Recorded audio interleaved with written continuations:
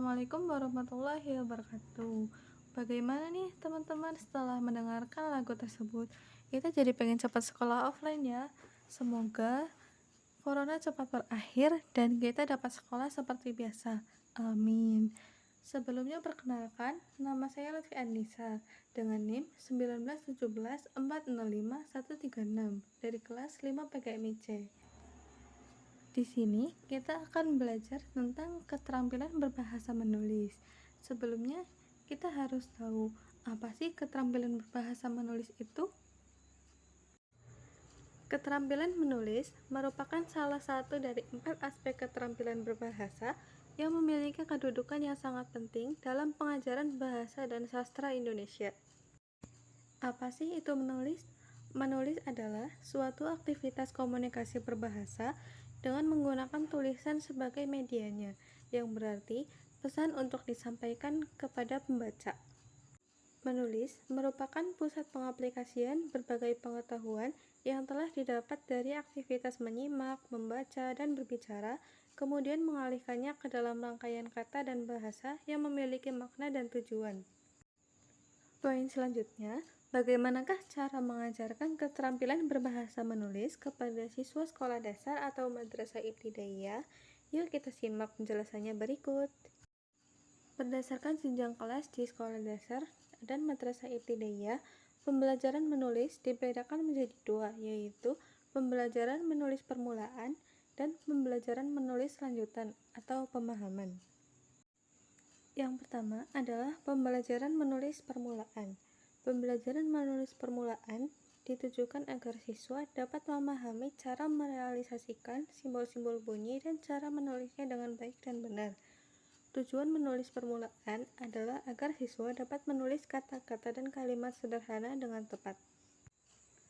Ruang lingkup pembelajaran menulis di kelas rendah atau permulaan antara lain sebagai berikut. Yang pertama adalah untuk kelas 1. Menulis permulaan di kelas 1 ini menggunakan huruf-huruf kecil. Tujuannya agar siswa dapat memahami cara menulis permulaan dengan ejaan yang benar dan mengkomunikasikan ide atau pesan secara tertulis.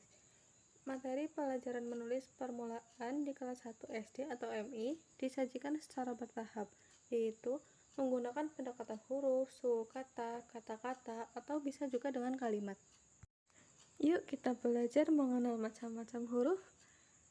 A, B, C, D, E, F, G, H, I, J, K, L, M, N, O, P, Q, R, S, T, U, V, W, X, Y, Z. Setelah mengenal macam-macam huruf, siswa mulai belajar menggunakan suku kata. Seperti contoh dalam tabel berikut, misal kita akan menulis kata buku, maka kita harus menuliskan B, U, K, dan U. Kemudian, jika kita ingin menulis kata baju, maka kita harus menuliskan B, A, J, dan U. Baju. Selanjutnya yaitu jika kita ingin menulis kata tali, maka kita harus menuliskan T, A, L, dan I. Tali. Setelah belajar tentang macam-macam huruf dan belajar tentang suku kata, maka siswa diajarkan tentang cara merubah kata-kata tersebut menjadi kalimat. Seperti di contoh, aku membawa buku dan kakak memakai baju. Selanjutnya yaitu menulis permulaan di kelas 2. Menulis permulaan di kelas 2 ini menggunakan huruf-huruf besar pada awal kalimat dan penggunaan tanda baca. Tujuannya agar siswa dapat memahami cara menulis permulaan dengan ejaan yang benar dan mengkomunikasikan ide atau pesan secara tertulis. Untuk memperkenalkan cara menulis huruf besar di kelas 2 SD atau MI, huruf demi huruf diperkenalkan secara berangsur-angsur sampai pada akhirnya semua huruf dikuasai oleh para siswa. Di kelas 1 kemarin, kita sudah belajar tentang macam-macam huruf kecil. Huruf kecil dan huruf besar memiliki beberapa perbedaan, seperti dalam ukuran hurufnya, dalam penulisan hurufnya, dan dalam fungsi dari penulisan huruf tersebut.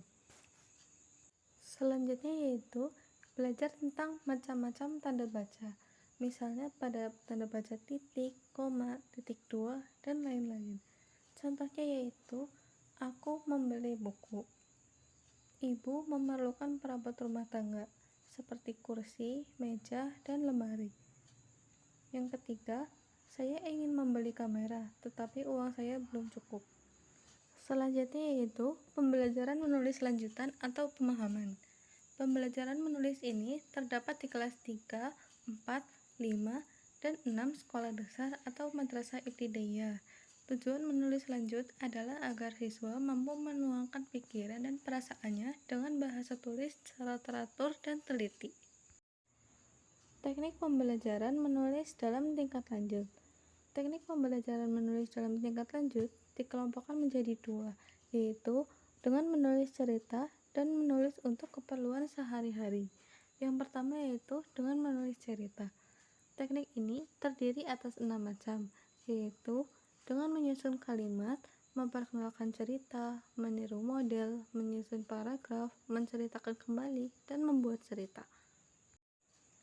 Dan yang kedua, yaitu menulis untuk keperluan sehari-hari. Dalam menulis untuk keperluan sehari-hari, dapat meliputi menulis surat, menulis pengumuman, mengisi formulir, menulis surat undangan, dan lain-lain. Baik teman-teman, sekian yang dapat saya sampaikan. Kurang lebihnya mohon maaf. Wassalamualaikum warahmatullahi wabarakatuh.